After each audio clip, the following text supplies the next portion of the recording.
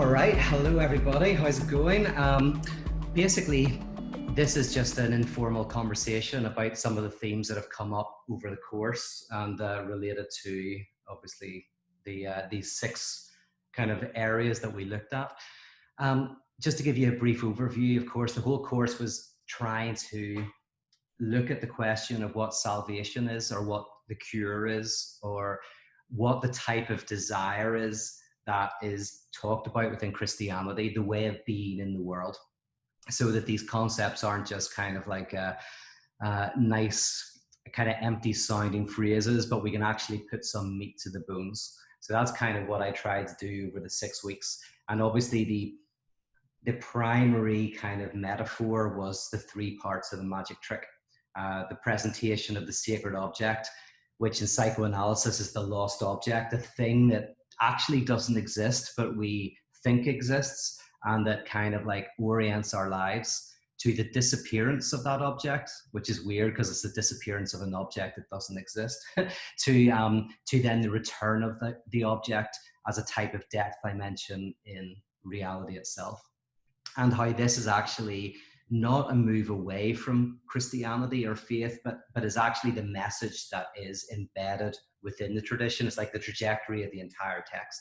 I think, I didn't talk about it too explicitly, but it was implicitly there that I wanted to kind of start with Adam and Eve in the garden as a type of Oedipal story, and then right to then the crucifixion and then resurrection as the kind of the three parts. And if we were to do a more biblical exegesis, we could fit a lot more of the text into that journey, I think. But that was kind of the creation, crucifixion, resurrection as that pledge, turn, and prestige. So who wants to start with kind of questions or comments or thoughts? Just fire ahead. Let's make it a free-for-all.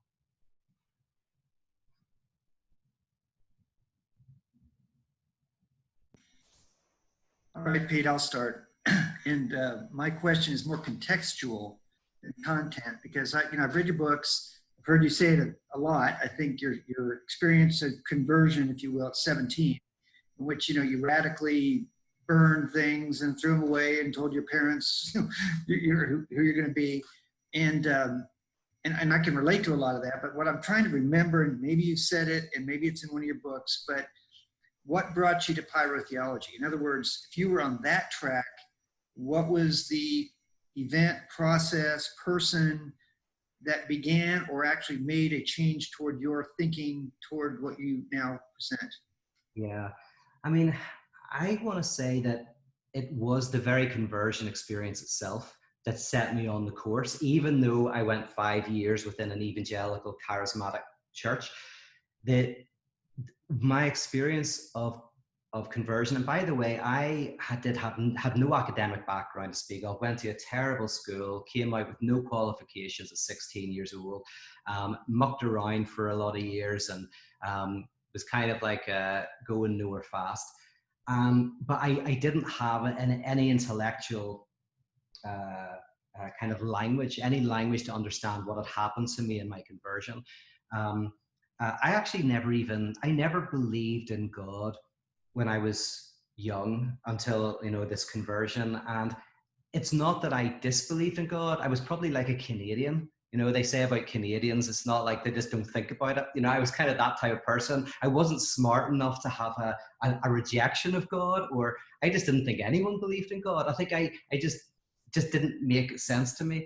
And then I had the conversion, and the conversion itself was an expression of everything I'm talking about, weirdly. Like you mentioned it, it was a unplugging from a political, cultural, religious system.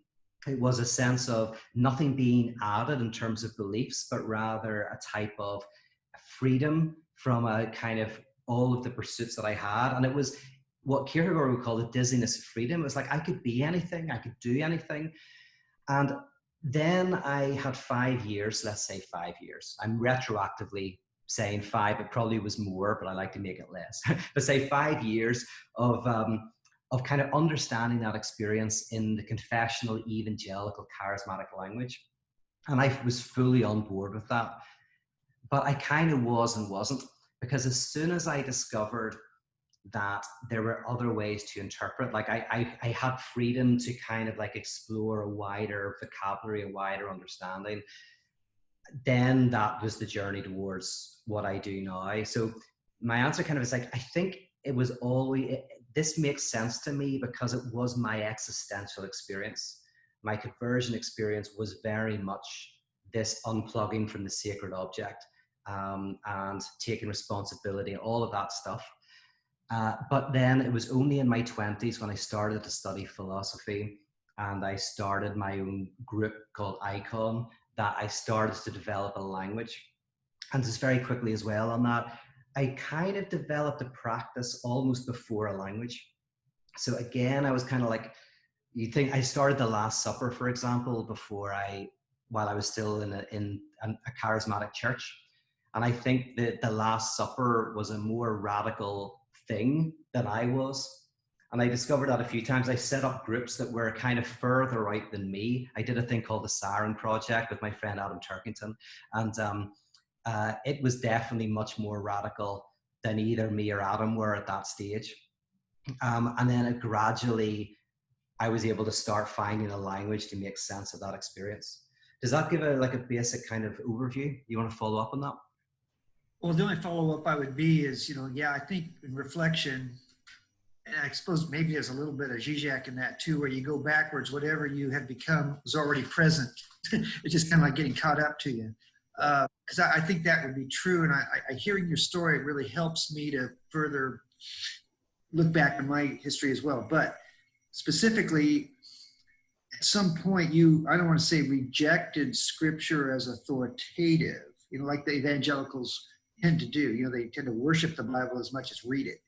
And so, I don't know whether that was an experience for you or not, but what point did you maybe embrace who you were? Maybe that's the question I'm asking. At what point did you say, hey, this is me and I'm going to press ahead? Maybe it was your experiences in some of the transformative art that you didn't call it that at the time, but you were doing it. Maybe that was it, but I'm just curious still to see, there came a point where you obviously became more of a radical theologian. I don't know if you use that term as much about yourself as we would perhaps, but that process really intrigues me because I think I'm doing that, I've been there, whatever.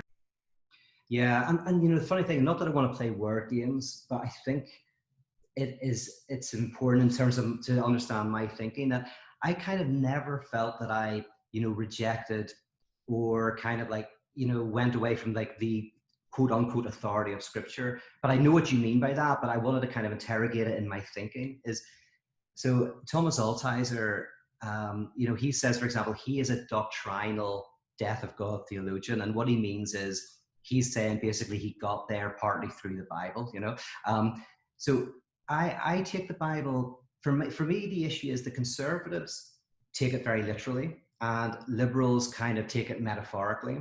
And in that framework, I'm very much more conservative, but in the sense of, I think I've used this example before, you've probably heard me say it, but like an analyst takes a dream seriously. Like when someone tells a dream to a psychoanalyst, the analyst doesn't say, well, did you really see a red bus or did you not or whatever. The analyst knows some parts of it are connected to what you saw, maybe what you read, what was on TV. But what they know for sure is that the dream is speaking about you in your subjectivity and your unconscious. And so in a way, I take the Bible like that. I'm like, the reason why it had such resonance and continues to have such resonance is because it touches on something incredibly primal about our subjectivity.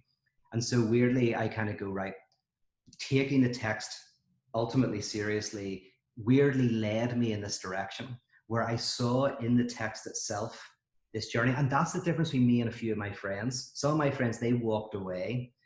And one of my really good friends, Phil Harrison, who is in the same position as me now, he basically would be in a similar, but he used to say to me, like, why did you not just walk away? And the difference was, I thought the walking away was in the text. The walking away wasn't from the text, it was within the text, or at least that's the claim of radical theology. Now, then you're asking, and when did I maybe explicitly but say this week? I do remember one point, and this is just a symbolic point, but I remember talking to my pastor called Paul Reed, a lovely guy, who and we were chatting, and I realized, I said, I think I believe about 90% what he believes. He just believes it.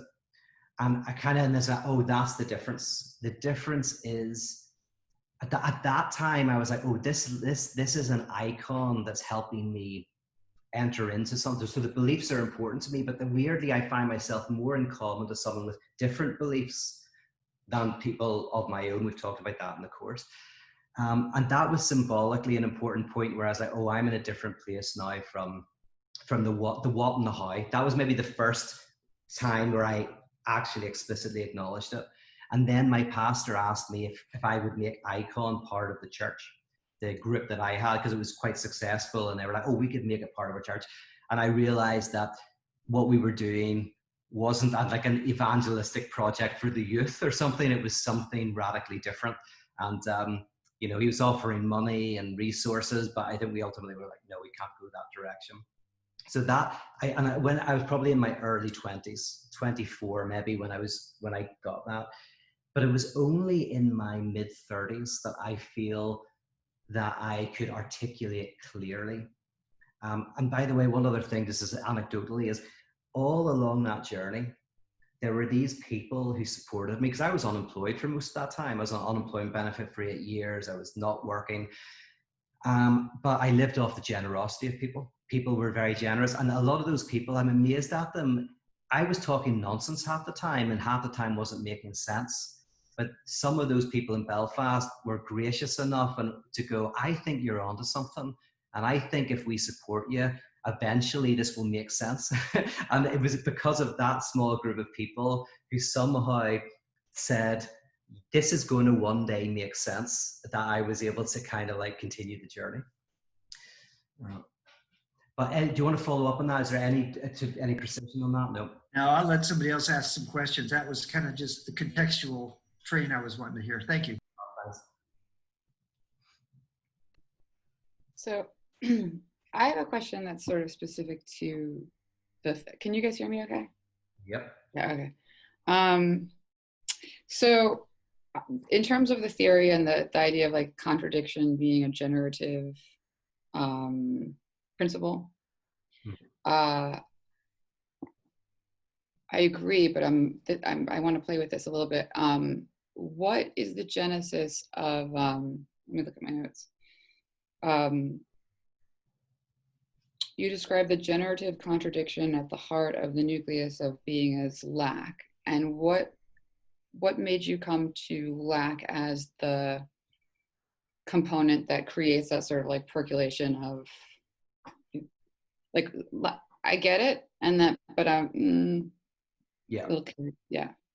yeah, and you know, there's different words for it. So the reason why I landed on lack is partly because I was being very, very influenced by the psychoanalytic tradition, and in Lacanian psychoanalysis, one of the preferred terms for Lacan is lack, and he plays on the difference between lack and loss, and so it was one of my preferred terms, but I don't think there's any significant difference between the word lack and say the word sin. Sin has a moral dimension, so I kind of avoided that. So when people hear sin, they would often immediately go to a moral thing.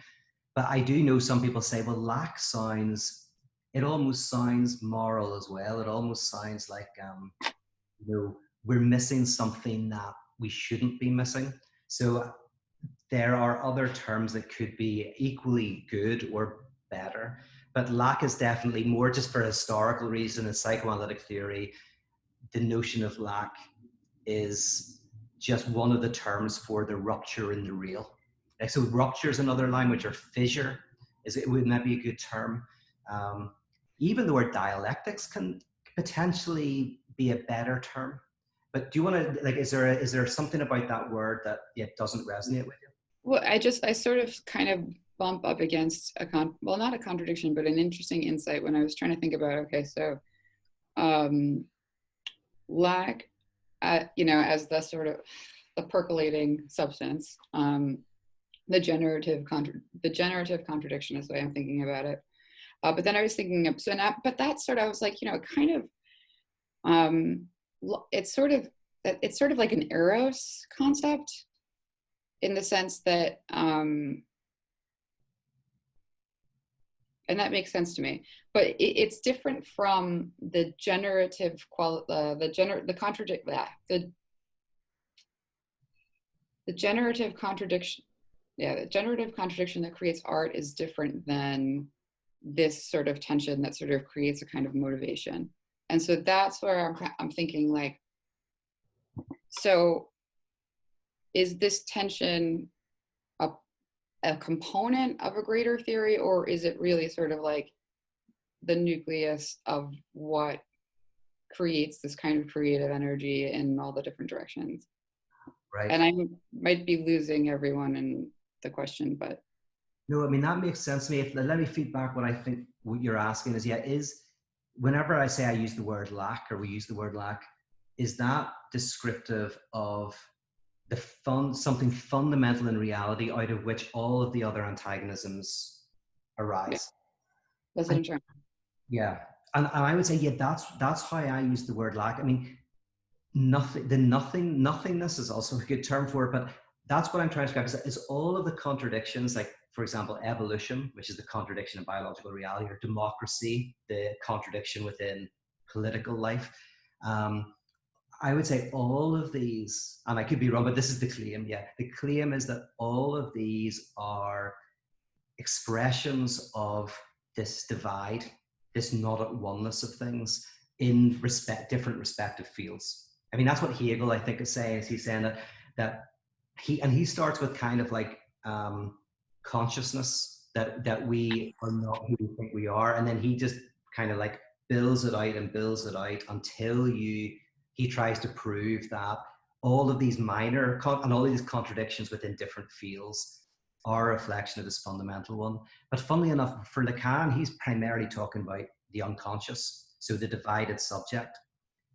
But as a philosopher, and Lacan was very philosophically minded, but the philosophers like Zizek and Supanchek are basically taking Lacan and saying that Lacan and Freud's insights are a reflection of reality itself.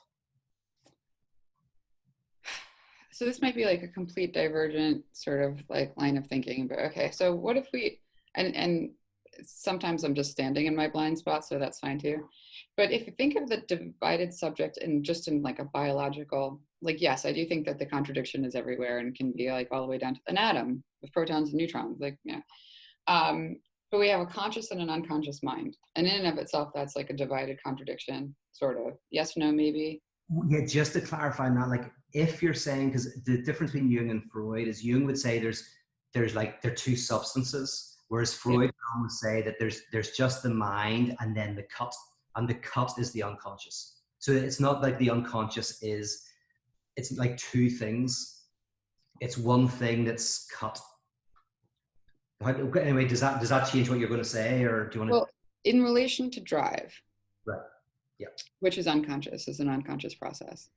And then, so, you know, you have the conscious mind that wants something, desire, and then drive is in the unconscious mind. So there's like right there, there's a tension. And it's generative. So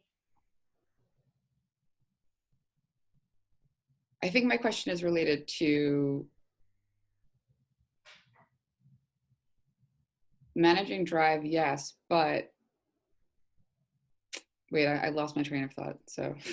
Yeah, no, so this is central. This is all very good. And the thing about the mind, and just coming back to the unconscious you're talking about there, is the difference between, so for Freud, pretty much like either the mind is like yin and yang symbol. So it's dark and light. There's the two things. That's more just what Jordan Peterson talks about, like the balance, the Jungian balance.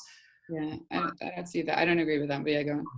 Oh yeah. Or the basically there is the mind and then the cut, and that's the unconscious. So, and then that's drive is generated by the not at oneness of the mind with itself. Yeah, okay. But is that what you're driving at, or does that help?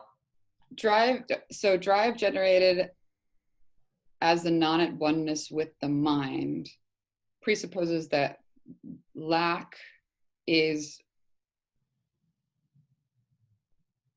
that a sense of I don't have is creating the drive, or there is a secret is creating the drive. And so I think I'm actually just sort of stuck on the idea of, is the I don't have, or there's a secret I don't know the answer to, as related to drive, is that an absolute in itself, sort of?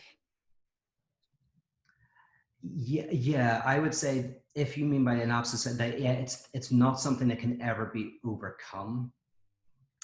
From the Freudian perspective, that it can't be overcome. From actually a Jungian perspective, I think it can be overcome by balance and order. So you can kind of bring the unconscious and conscious into a balance. And that's why it's all masculine and feminine, darkness and light. And if you can get these dimensions of your psyche into balance, then that's, you can live a relatively satisfied life. But for Freud, there is no balance. There is a perpetual imbalance that can't be overcome. So when you talk about orbiting around lack and working with it because it can't be overcome, can you unpack that just a little bit? Do you think it's a constant that the mechanism of lack and prohibition are generating all of the impetus in any direction? Or do you think, because I'm thinking about art, and I feel like art arises out of an inspiration. It comes from, I think, a different sort of, and that's not the same drive, but this is where I get a little bit, not stuck, but this is where I start to play with it. Yeah. Well, here, I don't know if this is something that happened last night to me, and I don't know if it's connected or not, but we'll find out. But I was obsessed with this TV series called Person of Interest, right? It's really rubbish, but I love it. It's great. And I watched from episode 1, season 1, right up to episode 13, season 6. And I realized that I stopped 2 episodes before the end.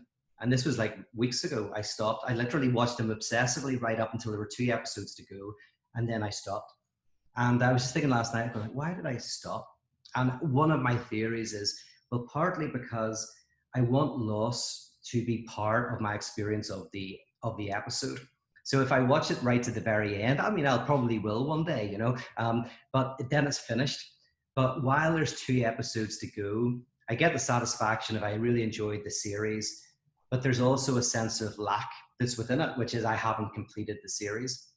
And that is, I think, in art and in literature, it's kind of, I don't know, did you watch, I mentioned, I think I recommended, there's a Todd McGowan video on fantasy, I don't know if you've seen it, but I recommend it, but he uses the example of Blade Runner, where he says at the end of Blade Runner, when the detective sees if you remember, it's a little unicorn, the detective dreams of unicorns, and that basically it's a little hint that the detective is a replicant, and basically a hint that then he's not going to live for very long, and everything he knows is basically a fantasy. So at the very end, the satisfaction of him completing everything is tinged with the dissatisfaction of a little bit of loss, of a little bit of like the happiness has a bit of unhappiness in it. And Todd McGowan talks about that as basically the analytic cure in a way. And he contrasts it with Star Wars, where at the beginning of Star Wars, you have the loss, the Empire is attacking the ship, but you end with the medal ceremony, and it's all finished. And we don't really remember the medal ceremony because it doesn't have much libidinal interest, but we all remember that cruiser attacking the rebels. So I'm just saying that this connects, but in terms of art, it's like, and anything is like, there's a certain satisfaction, a certain drive, but for someone like Todd McGowan, it has to always be tinged with a certain element of loss. That's where the creative dimension is. But by the way, Deleuze would totally disagree, and you might be more intrigued by Deleuze, who's much more about the exuberance of reality and the kind of, there is no lack, all there is overabundance. And Deleuze, who? do you want me to spell them? Or just you can phonetically say it, and then we'll be able to Google. Leuse, I think, Deleuze. He's a nightmare to read, but you'll find Deleuzians who are kind of better. But he's as difficult to read as Lacan. But it's basically Lacan and Deleuze are almost like the enemies, because Deleuze is all about superabundance and a lack of lack, and celebrates schizophrenia and psychosis as a kind of he has a thing called schizoanalysis. It's not like a clinical schizoids, but it's kind of like this overabundant experience of reality. And Lacan is very much for the neurotic who experiences constant lack. Oh, cool. Link this back to the reading group yesterday. Could lack be linked to estrangement? Okay. So, so in terms of the reading group, it's talking about, we're looking at Paul Tillich's essay, Two Types of Philosophy of Religion, and estrangement is this experience of not being cognizant of the reality that we are immersed in. This is that's a good question, because the critique I would have of Tillich is that he's still playing in the field of getting rid of lack. So estrangement and lack don't quite overlap. That estrangement is almost like the not realizing that we are not lacking, that we are part of the whole, and that's the element of Tillich that I think Tillich's brilliant, but that's the element of Tillich that I think needs to be critiqued. But does that make? Do you want to talk about it? What connections you were making between lack and estrangement? Well, it was literally just the fact that we were talking about estrangement being about separation and lack being about this gap that is an emptiness. And it made me think of, I was talking to a friend of mine from church yesterday, and I was trying to explain to her like courage to be and those whole things, and her reaction to it was, well, of course, because at the fall we developed this sin, and so of course we've got fear of death and anxiety and meaninglessness, because as soon as then we accept Christ and everything goes away and it's all fine again. I was just trying to say, no, it's more fundamental than that. It's more basic than that. But trying to get, I think, someone who is immersed in that culture away from this idea that there was a point where we weren't lacking and we can get back to it. That is a near impossible place to talk to someone from when they're thinking along those lines and you're thinking, well, no, you just have to cope with it. You just have to learn to live with it and like it and love it and find the joy and passion that it generates. And in that, actually, Tillich's more radical than the traditional view. Actually, because Tillich in the Courage to Be is actually, so this is just to give Tillich his due here, actually, that he is saying exactly what you're saying, which is that for him, kind of reconnection with the ground of being always has lack in it by necessity, and because the ground of being is the foundation from which we think, not that which we think to. So actually, you're right that there is a difference between the lack in Tillich and the lack in Lacan, but there's actually a fundamental lack in them both, and they're kind of in the same field. And you're right. So what Lacan is saying, Tillich is saying, you can never overcome this sense of like contingency and doubt and unknowing and ambiguity, because you never think to the absolute. You always think from the absolute. But every time you doubt, the doubt is affirming truth. Every time you question truth, you're affirming truth. So Tillich is attempting to say that lack and satisfaction are intimately intertwined, and so is the kind of radical theology, pyro theology. It might cash out a little bit different, but sometimes those differences aren't as important as we like to think. So yeah, that's good. Anybody else want to jump in? So one of my questions in all this, very intellectual, philosophical sort of stuff, is what are the practices that a community can engage in to kind of live out this joy in the ambiguous. Because when I sort of think about communities, they tend to always be based around something, right? They kind of create their identity in what they believe or what they are promoting. So I'm struggling to envision, like, well, what does community look like? Yeah. In celebrating this ambiguity. Yeah. I mean, some of my examples that I like to go to are Burning Man. Not because I think Man in its actuality is necessarily radical or not. I've actually never been, but because it's centered around the shared burning of an effigy, and also there's a temple in the Burning Man where you put all of these things, and at the end of the festival you burn the temple. And so it's symbolic of a community that is brought together through a shared loss, not through a shared set of beliefs necessarily, but a shared kind of sense of loss. AA is my other obviously favorite example. And then of course I want to connect that with the Christian community that is centered around the Last Supper, which is a supper that commemorates a loss, the death of God. Now, so what does that look like in practice? In one way, it's like the ending to Blade Runner. Whereas, so in Blade Runner, the ending has loss built into its satisfying end, right? It has a satisfying end like any movie, and yet you're left with, right, the idea that he's probably a replicant. He probably only has a few years to live.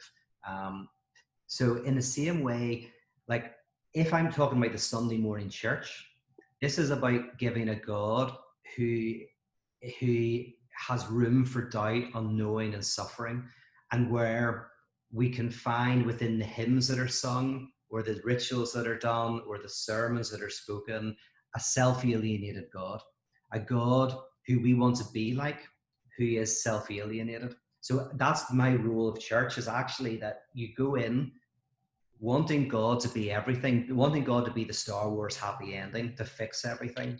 And then what you find within the liturgical structure every week is a God who helps you face your suffering and says that your suffering is okay, and that your suffering is actually is what connects you with the suffering of Christ. So actually a conservative theologian like Jürgen Moltmann has this, the crucified God. It's like what the unique thing about the Christian God for him is that God suffers, God dies, and therefore in your suffering you relate to God. So that's one way of what the church does. In our own lives, it's psychoanalysis, psychotherapy can be a way of experiencing this, and also the decentering practices like the Last Supper, atheism for Lent. These are practices, again, that are designed to get you to enjoy like your lack of knowing. So like the Omega course gets you to question or see Christianity from multiple perspectives, but not so that you despair and go, oh crap, I don't know what I think, but so that you find enjoyment in being part of the never-ending conversation. But do you want to come back to me on that? And pinpoint me even more if you'd like to kind of like expand on this issue. Yeah, I mean, there's definitely lots there. One of the things that I have tried to consider is, as you form a community around some of these ideas, the very celebration of doubting and being uncertain means that you can just kind of like, it's like when you use the word pyro theology, I think it's like continually burning itself up. And so then you end up questioning your own ideas again and again and again. And it just seems like this has a hard time then producing a lasting community. Because it eats itself up. And so then that is challenging. I go, well, you want a community that can kind of last. Yeah, and that is, I think you're right, that these types of communities that are based around a shared loss are do end, I think, more often, sometimes well, sometimes badly, but there is maybe less of a, I mean, I even was experimenting with 1-year churches for a while. I still like the idea, weirdly, of going like, actually some communities are there for a while. I like psychoanalysis, you do it for a few years. So some communities we want to last forever, like our family. And some communities we go, they pass, right? Even school friends or therapy. So sometimes people hold on to community in a very unhealthy way. Like if someone does analysis for too long, sometimes you have to go, right, has that become a new crutch? But I've seen a lot of these communities end, you're right. And a lot of them have ended well. They've just kind of gone, oh, you know, I think we did what we are here to do. And the friendships remain, but the community doesn't. That's what happened to Icon after 11 years. A lot of people are still very close friends. The community ended. It's actually the other way around often in churches, where the church stays, but if you leave, you lose your friends. You know, this is the opposite, is you deconstruct the church, but you keep all the friendships. I quite like that. But yeah, so it is, but the description that you're saying, yeah, where you're constantly in movement, right? There's no end, there's this dialectic. How do you have a consistent community around a shared loss? I think it's possible. I think that's what the church should be. But you're right. It's not. It's a shift in focus. You're not unified by your shared belief. You're unified by your shared struggle. And so I don't know. I'm just maybe affirming what you're saying and kind of good, and also adding that it's not necessarily a bad thing that communities do end. That's I actually, if someone's been involved in pyro theology for too long, I sometimes start to want to ask them why, because I go like, oh, I think this is very useful for a time, but if you've been doing it for 10 years, then I start to have to ask, is it a crutch? But yeah, I don't know if I've got it. Yeah, I think what you're asking is such an important question. It's like, and I wish I was doing more community work. You know, I don't at the moment. I don't have a pyro community at the moment. I think this comes sort of back to what I was thinking about in terms of like an organizing principle of a generative, like creative being loss. And in community, I think that there can be a really good community of falling apart and putting back together again. But I don't think that being unified, like I don't know that like loss, I think is a function of. My sense is that it's a function of, like, my note, what do I have here? At the nucleus of contradiction, would lack really be that generative, or is lack just one of the many expressions of the fractal pattern that makes up a kind of thumbprint of God?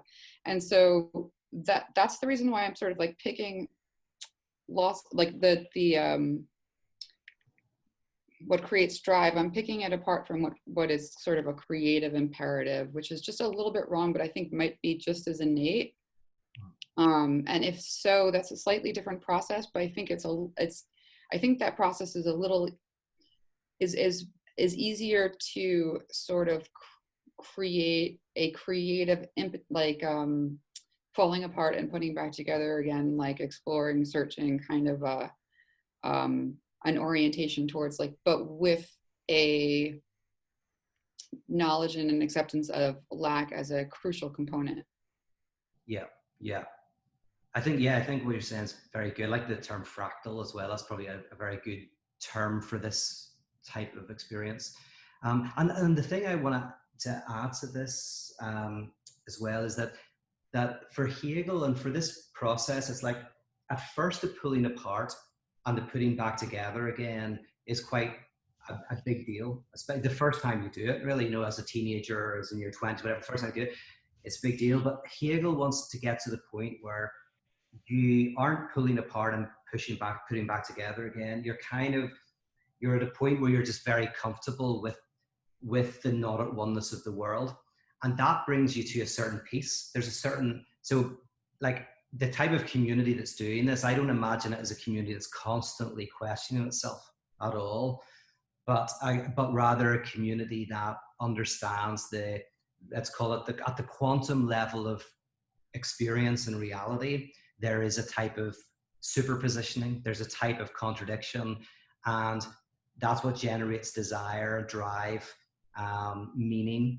And it does mean that we are always open to change, but it doesn't mean that we're constantly doing that. Like a relationship that's constantly, those relationships where I've got friends who all they want to do is talk about how they're changing and developing and growing. I'm the opposite. I don't know what that means. One of my friends jokes about me that I've never grown as a person because I don't know what the term means. Like, because he's from LA, he's always talking about how to improve his life. And and sometimes it's like that's not what I think this looks like. It doesn't necessarily, I mean, the people who enjoy that, that's fine, but I don't think it's a constant, it doesn't have to be a constant kind of like improvement. And if anything, it's grace, it's the opposite. It's the kind of like, I'm never going to get there, But I'm not so much, I'm thinking more depth dimension than I am that's less in the way of like breaking and coming together, and more in the way of depth dimension and it's not so much like a self-help, keep getting better sort of a thing. It's just a deeper into. Yes. And facilitating that. Yeah. In a way that is actually somewhat self-sustainable. Yes. Yeah. Because I'm hearing in you, there's something like that's this kind of like, there's a thread that you're pulling at, and I just want to make sure we get there because I think it's really interesting. There's something that you're saying that I think needs to be heard. So I'm kind of like, I mean, we'll probably circle back on it a few times, but I do think. Yeah, I'm trying to figure it out as we go along. So it'll just sort of, there's something, and I know that there's something, and I'm trying to pull on it too. Great. Well, yeah, let's keep circling back then, because there's something that I can see here in you, so it'll hopefully become clearer and clearer. Very good. Oh, by the way, I've noticed there's lots of chat. Anybody in the chat box asking questions? You can't talk. I don't know. Is anybody keeping an eye on the chat box? We're just chatting about what's being said. Oh, cool. All right, that's good. One thing I would say, just to push back slightly, is that you said that you're not very active in the community at the moment. And my suggestion to you would be that you have an incredibly active community around you at the moment, but what you've done is you've taken a step back to avoid becoming the leader who has to lead, and to be the leader who refuses to lead, and to avoid being seen as the linchpin to it all, but instead you're letting various little things start up around you so that they have their own impetus and motivation and reason to continue. Just to, put a positive spin on what you said. I like that. I'm going to write that down actually and use that. That's my justification for being busy there, because you're the one who's doing the work. And I'm very excited about this. It's like you and a couple of others, Andy as well, are taking this stuff and doing your own groups. And I'm so excited about that. So maybe that's where the life will be, in terms of, it won't be a physical thing in LA for me. It will be encouraging more online stuff. Yeah. And if anybody doesn't know, I'm sure most of you know, but Kate does Coffee and Concepts, and is committed to kind of doing that on a regular basis throughout the year. I'm going to do it once a month, and then not absolutely, it's not written in blood. You don't have to. I won't hold you to it, but but it seems to be being very successful at the moment. So nice work. Hey, if I could chime in just really quickly. I came in a little late. Just quickly, Peter, thank you very much for the course. It's been very interesting for me. Also for following in the Discord, everyone's chatting. Because I'm coming from a very different perspective. I'm coming from the atheist kind of a secular community, but I'm very, very interested in the decentering practices you have because of the challenges that I see, especially out here in Finland. And hello, Kate. But because this is a country that is overwhelmingly secular, and it's a culture that doesn't naturally come together like, let's say, a Mediterranean culture. So people tend to be very, very separate. And I feel that and in a way, people are struggling with the lack and looking for something else. And as this is kind of like a comment also to Brad, that here it's really difficult to kind of form a community to talk about these kinds of issues, because there's just very, in that sense, for the overall community, there's a lot less joining a church or being in somewhere. Of course, there are, of course, Kate, you're then a good exception out here in Helsinki, but in that sense, it's very, very interesting to listen to everybody's discussions on and how this idea can wonderfully bring you into a place of challenging where you are and hopefully, in that sense, I don't know, deepening life in whatever way it has. So thank you for everyone. I'm learning a lot more than I have probably to be able to contribute at this moment. But it's been really a great month and a half. So thank you. Oh, thank you. And just to come back to what you're saying, yeah, I want to see what we're doing here, because for me, as you know, this is kind of like this transcends the atheist theist kind of thing. This is about kind of like communities that can enter into and sustain and affirm the contradiction at the heart of reality. So what that looks like in Finland obviously will be, I mean, I wish I was there in some ways, so that would be a fascinating challenge. Belfast was not dissimilar. It's the Bible Belt of Europe. I mean, Northern Ireland's a bit of the Bible Belt of Europe, but still very secular in relation to America. So Icon, we had that challenge of doing something that really genuinely appealed to people within the confessional church and people who hadn't darkened the doors of it. And that's where the most exciting possibility is. I mean, what it would look like in somewhere like where you're living is an interesting question to me. Would it look like group psychology or something like that? Yeah. Yeah. But it's like, I do want to see how this can happen in a way, because I know I speak in very Christianese, partly because that's the background, it's part of the where I came to, and partly because most of the people who engage in my work are coming from a Christian perspective. But that has a negative to it for like people like yourself and the people that you know, is like this type of language is off-putting. And I don't think it needs to be in this language, but someone like Zizek is probably very popular among some people in Finland. And so anyway, all I'm saying is I would love to chat with you more, but I think that I want to do a course where we talk about how we do these groups in different places. So maybe we can talk about that at some point. Do you have you encountered Alain de Botton's School of Life? That seems something kind of like, yeah. Somehow it needs to be, I myself have always been very fascinated with religion, even though I have not come from a religious background. And so in that sense, I'm not, I don't know, I feel very comfortable in religious language, but I know so many people who aren't. And somehow, and then psychology itself has its own stigma because it of course came from a medical background. So it makes it challenging also for people to come like into kind of like a group therapy session. So finding that balance would be really challenging. It would be great. See, the key for me, and I don't think this is going to happen soon or maybe ever, but here's the thought, is like, so reformations happen, right? Very occasionally, you know, the Orthodox, Catholic, Protestant, right? A reformation works whenever the language that is used by the confessional group so resonates with the wider community that it's like revival, it's a massive new movement. It's like the Titanic ship. It's just a ship that sunk, right? It was a disaster, but lots of ships sink. But that ship had such symbolic value for Europeans that it became more than it was.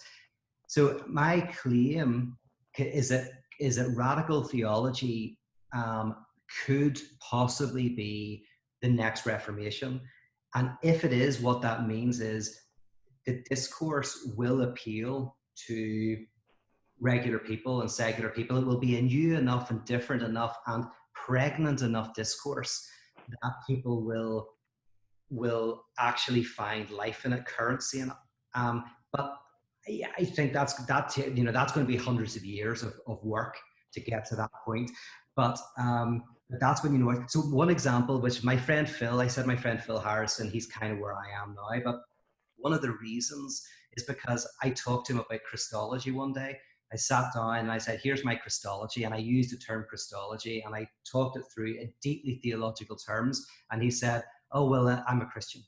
He says, that is, I'm a Christian. And I've done that with a few people who have had that response. They're secular. They're not saying they're a Christian as if they believe in God. They're like, oh God, yeah, I need, or well, a good friend of mine, she said, I have to become a Christian. And she's struggling to become a Christian. And what she means by it, because she's very smart, and she knows what that means is I have to come to terms with the contradiction in reality. Mm-hmm. So my hope is that actually what we're developing here is a language that might have currency in beyond the confessional Christian. Great. Just to come back round to a shameless advertising, one of the things that is working so fantastically well about Coffee and Concepts at the moment is that there's a guy called Raphael who's running it with me, and his background is atheist. So he's coming at it from a completely unchurched perspective. He doesn't know any of the church stories, he doesn't know the Bible, he doesn't know any of it. And so I'm able to come at it from a more Christian perspective. He's able to bring more of a psychoanalysis and philosophy background to it. And so it produces this space that isn't inherently one or the other, and allows all of the conversation to kind of flow in it. At least that's our aim. I don't know how well it works for people who come.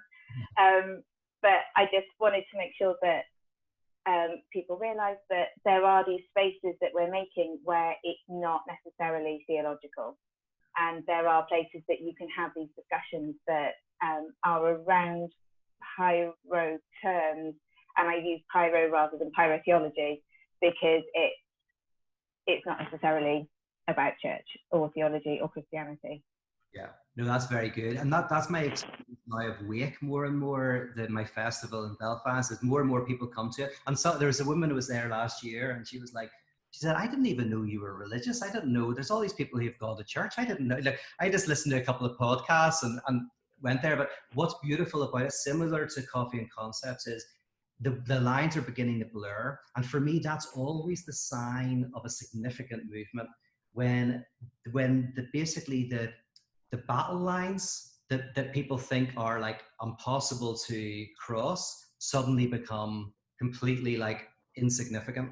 And for me, when I started my work, it was atheist and theist. In America, people couldn't see how you could have a community where that distinction wasn't important. And in fact, so much so that in America, people talk about theists, or what do they call it? Christians and atheists. They use the term because Christian and theist is interchangeable. But now increasingly, I see that people now more and more are understanding that doesn't need to be an important distinction at all. So yeah, that's interesting. Like, the same thing in Coffee and Concepts and Icon are a way. Anybody else want to jump in? Yeah, so I have a related question maybe, but maybe just a little more individual or humble, right? Like this course, and I'll echo what Timo said, this course has been really helpful for me after having picked up some of your work from some podcast appearances and things like that to get a good systematic overview.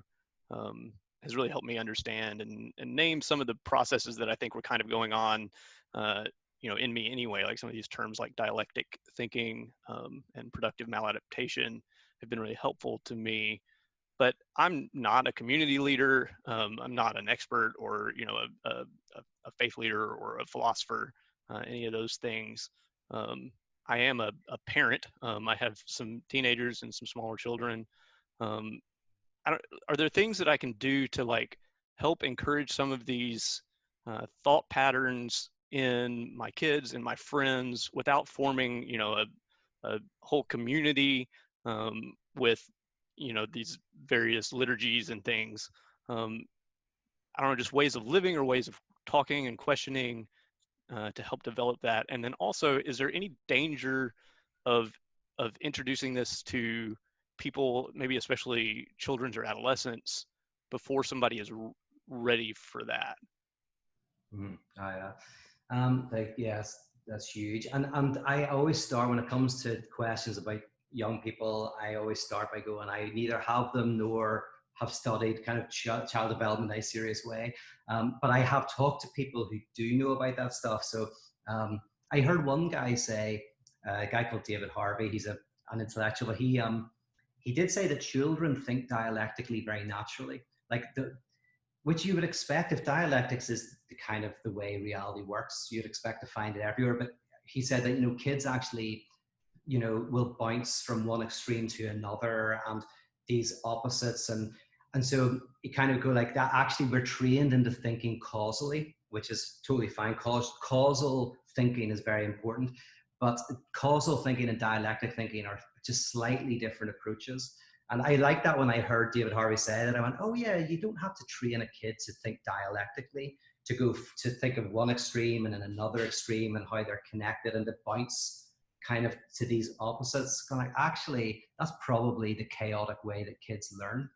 And but there are definitely, I mean, developmental phases. Like your kids will think of you as a type of, you know, God in a way. Like you supply everything. They're dependent on you. You can't help that.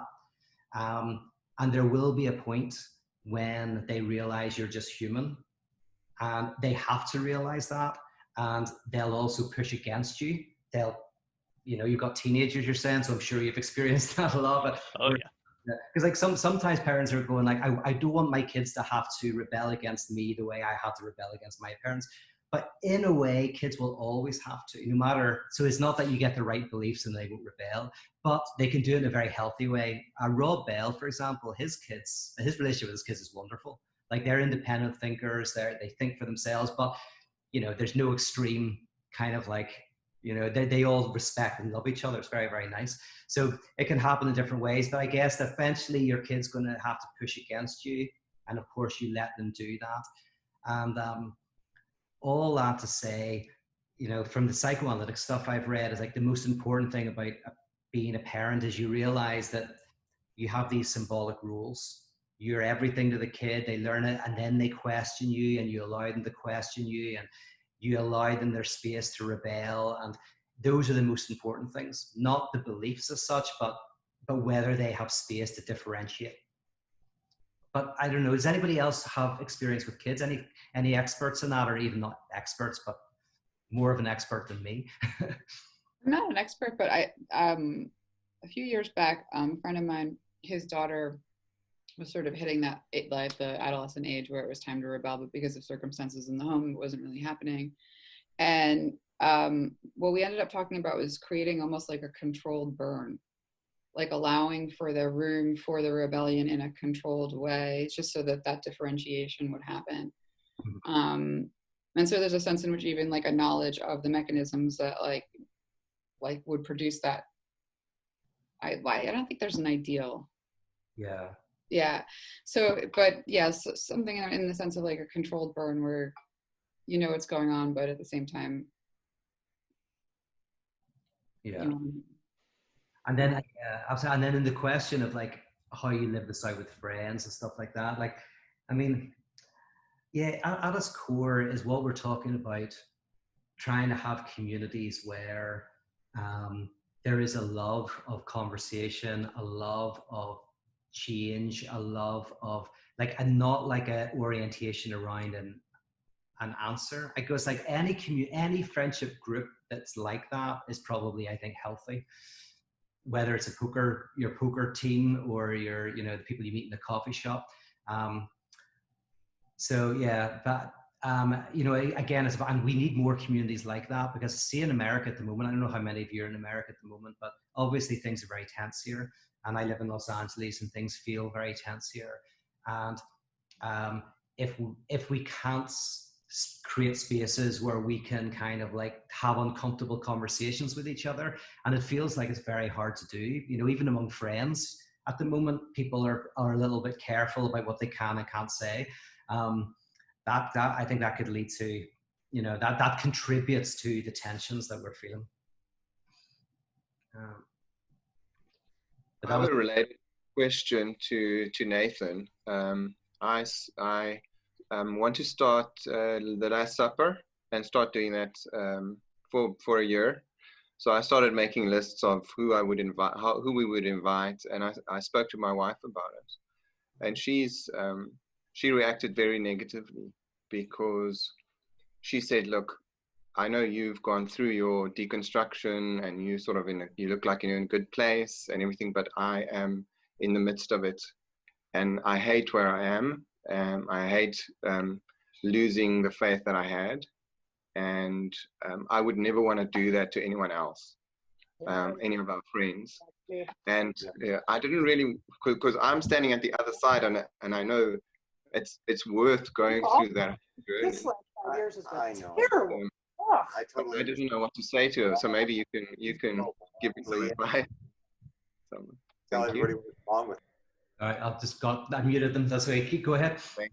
Yeah, so I sort of answered her, but it would be good to just know what to actually say, because it's not really about pushing someone, but it is sort of throwing something into someone's, maybe they've never thought of it. They've been a happy Christian all their lives, and all of a sudden you introduce these strange ideas to them, or just something that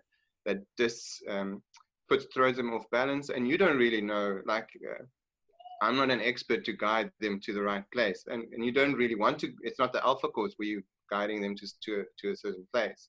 So maybe you can just. No, totally. This is why actually I set up the Last Supper, is potentially because I wanted something that was kind of playful and fun and not off-putting and not preachy and not so for example, the first lot of guests that I brought to the Last Supper were people who I think the people that I knew would enjoy having a meal with. So there was one guy called, what was it, Bishop Pat Buckley, I think his name. I wonder if he's still alive, but he was a bishop in Northern Ireland who was very, I mean, maybe got the name wrong. Maybe Pat Buckley sounds like someone more famous. Whoever it was is in Northern Ireland. He was a gay bishop. I don't think he was a bishop. He was a rogue bishop in the Catholic Church, but he did this really interesting work. I thought, oh yeah, people will love to talk to him. And then there's a guy who's big in the Humanist Society who was just quite well known in Belfast and a bit of a personality. And then we got a politician. But it was a case of, the Last Supper, people hopefully should get a vibe that, this is not trying to get you anywhere. In fact, it can't, because every month is a different person. So there's no kind of ideological thing. The playfulness of it, that was important to me, is that people kind of realize that this is fun, this food and drink. You're not supposed to necessarily agree with each other. In fact, it's the Last Supper of the person if we don't like them. So your wife, she's in that place where she's going, I don't want to kind of throw myself into something absolutely crazy. But I would say that the idea of something like the Last Supper is to try to precisely create a non-threatening environment. And so I don't know whether what would your friends think? Do you think some of the people would feel funny about it? Because I kind of go, then they wouldn't come. In one sense, No, but I think you're right to just start with non-threatening people. You don't have to go invite the chairman of the Atheist Society or something. Just fun. Keep it fun. I think that's good enough advice. And we had we had the dinner manners. But the reason for the dinner manners was mostly playful. So there was a couple of things listen to people, let everybody speak, and don't talk with your mouth full type thing. But there was all of these little things that were designed to kind of make it very unthreatening to people. And even the fact it's called the Last Supper has a religious terminology. So there is also a way to genuinely go, there is something actually also within the Christian tradition about this. It's the Last Supper. Just like Christ challenges us, we're going to be challenged by other people. So it's all about the framing. And if you need any help with that, drop me an email. Use any of my graphics if you want to use the Last Supper graphics. I might have the Last Supper dinner manners you might want to borrow. But you basically, if you can make people know this is playful, it's fun, and after they've done one or two, like you say, they will realize that not only is this not threatening, but it's fun and it's transformative, I would hope. So I'm really excited to hear that you're thinking of doing that. That's brilliant. My church actually did something like this accidentally. So they created something they called Episcopites. So you go meet at a bar and you talk. And we started talking about all these different subjects. Nothing was off the table. And anybody could come and bring whoever they wanted. And it subtly changed into something like what I've seen the Last Supper described as. And we had people who, like my partner, were atheists and would actually come to that and thought it was very interesting, the conversations. And then he ended up dubbing it Heretic Club or something like that. But, you know, you can have things like that naturally develop too, I think, if you just provide, you know, a nice, safe atmosphere. That's very true, because I've said this before, but yeah, you don't even have to say what it is. Like, it's people will trust you. You know, if say you've got a group, people might trust you. You've got their trust, and then, you know, you just kind of do it. It just kind of happens. So yeah, that's cool. We're coming up to 1:15, so do you want to, any quick fire, anybody who hasn't had a chance or to ask a question, or anyone who has but has a burning question? This is your chance. I don't want to take up too much more of your time, you know. Hi, Peter. I'm Arturo from Southern California. My question was, how does the idea that lack and contradiction is part of reality itself, similar or different to Scott Peck's principle of life is hard and it's about accepting and transcending that truth? Or is it? Yeah, that's a good question. Actually, funnily, you know, I got a lot of respect for Scott Peck. I actually haven't read him for a long time, so I can't speak too much to him, but he is therapeutically trained. He comes from that thing. So I would imagine that there's definitely a lot of stuff in Scott Peck that I think is very valuable and good. So, but I can't speak to him precisely because I haven't read it. I read The Road Less Traveled many years ago, and I remember really enjoying it. But so the question is, in terms of the contradiction thing, is whether a person is saying that the hardship can either be kind of overcome ultimately, or whether it doesn't really exist and we need to see through it, or whether it's saying something about that would be the heart of reality. And of course, we can get over our concrete troubles, like all of our contingent troubles we can get over. But this idea is that they're at the heart.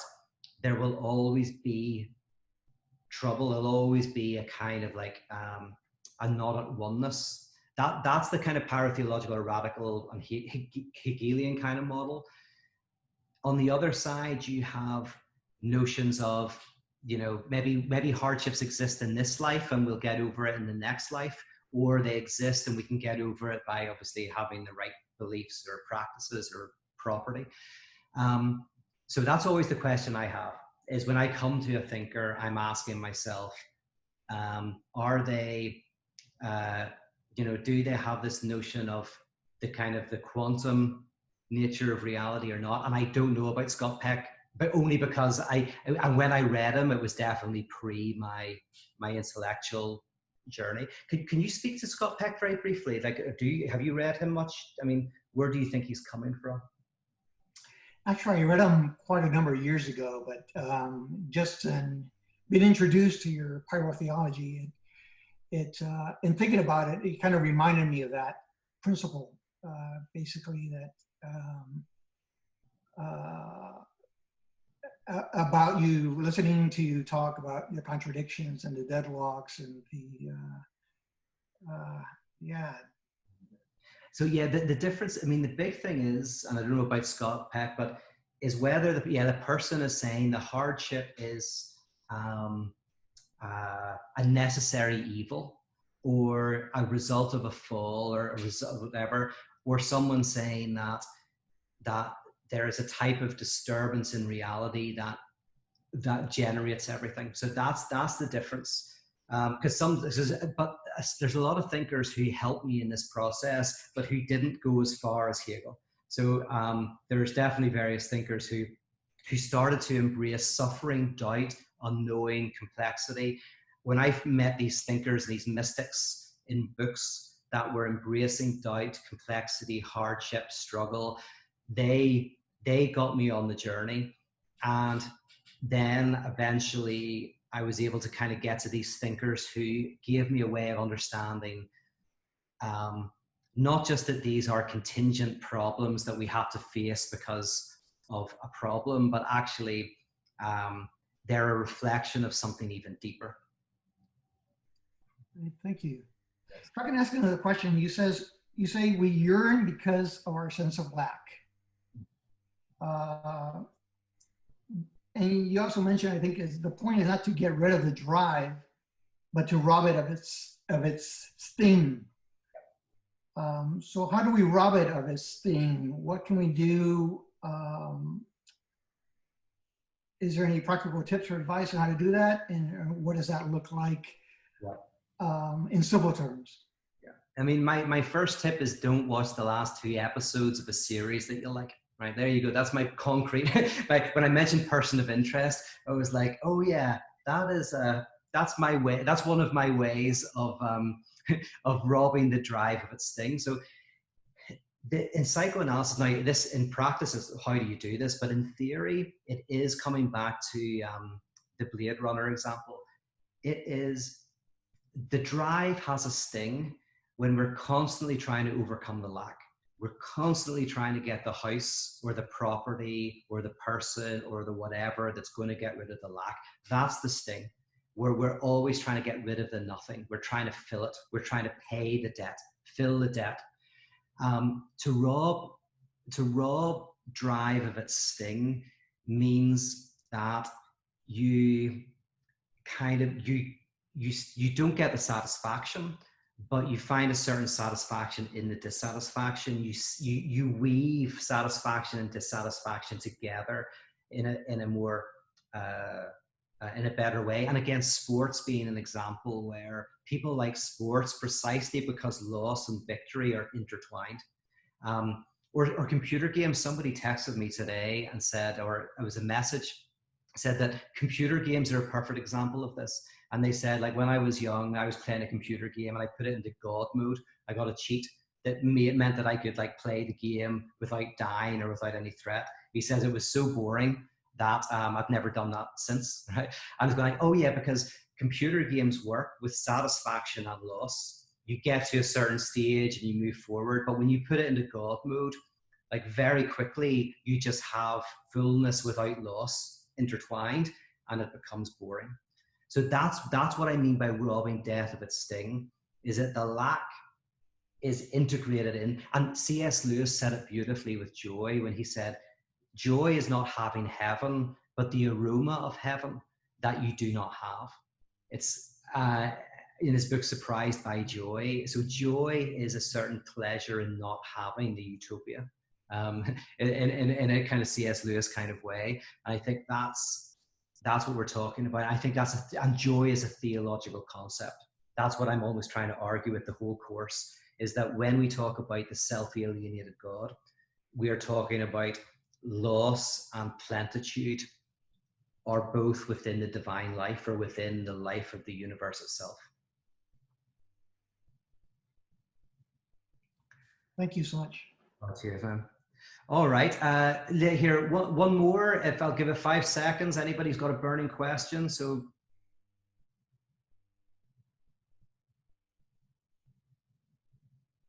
All right, thank you so much for doing this. What I'm going to do is I'm actually going to release the course, I think, starting next week for free onto YouTube, because I think, it's a good way to kind of introduce people to this stuff.